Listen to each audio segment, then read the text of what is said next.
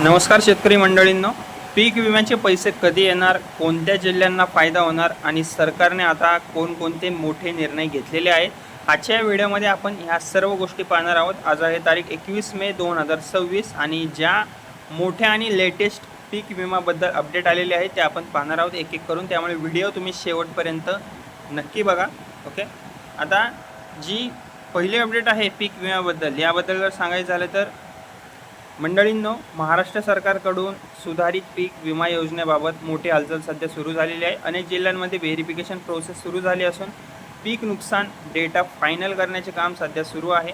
Okay, राज्य सरकार आणि आता जिल्हानिहाय माहिती तपासत आहेत खूप मोठ्या प्रमाणावर आणि त्यानंतर एलिजिबल शेतकऱ्यांच्या खात्यात पैसे जमा होण्याची प्रक्रिया आता वेगाने सुरू होऊ शकते। ओके, आता यात नवीन नियम काय, ओके याबद्दल जर सांगायचं झालं तर आता सुधारित योजनेनुसार खरीप पिकांसाठी शेतकऱ्यांना फक्त 2% प्रीमियम भरावं लागणार आहे आणि रब्बी पिकांसाठी 1.5% आणि नगदी पिकांसाठी 5% हिस्सा लागू राहणार आहे। उर्वरित जी सर्व रक्कम आहे ती सरकार आणि विमा कंपनीकडून भरली जाणार आहे।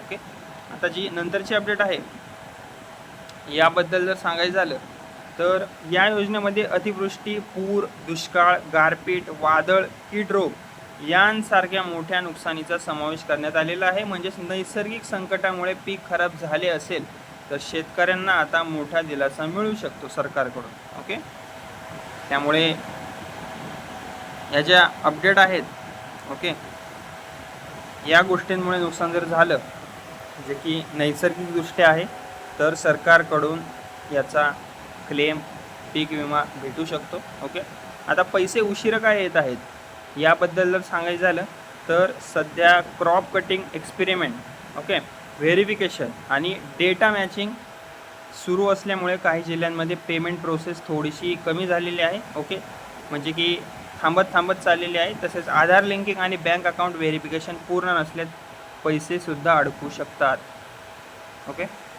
आता शेतकऱ्यांनी आत्ताच काय करावे याविषयी जर सांगायचं झालं, जर तुम्ही पीक विमा भरला असेल तर लगेच खालील गोष्टी तुम्ही शेतकऱ्यांनो तपासून घ्या। बँक खाते आधारला लिंक आहे का ते एकदा बघा, मोबाईल नंबर अपडेट आहे का बघा, 7/12 आणि पीक नोंदी, ओके 7/12 आणि पीक नोंदणी माहिती योग्य असावी तुमची।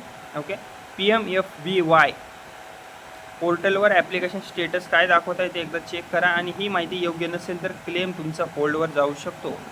तर शेतकरी मंडळींनो, ही जर मी जी सांगितलेली माहिती आहे ती योग्य असेल तर ठीक आहे, नसेल तर दुरुस्त करून घ्या। ओके, आता जिल्हे कोणते चर्चेत आहेत याबद्दल सांगायचं झालं तर सध्या विदर्भ, मराठवाडा आणि उत्तर महाराष्ट्रातील अनेक जिल्ह्यांमध्ये पीक नुकसान व्हेरिफिकेशन जोरात असल्याची माहिती समोर येत आहे। सोशल मीडियावर अनेक जिल्ह्यांच्या याद्या व्हायरल होत आहेत, पण अधिकृत GR येईपर्यंत कोणत्याही बाकीच्या सोर्सेसवर थोडासा विश्वास ठेवू नका। जेव्हा सरकारकडून येईल तेव्हाच आपण व्हिडिओमध्ये सांगू। ओके, आता शेतकरी मंडळींनो, शेतकऱ्यांनी काय करावे पीक विम्याचा क्लेम भरला असेल तर, ओके तर या गोष्टी आहेत मी तुम्हाला सांगितल्या आहेत त्या करून घ्या। ओके,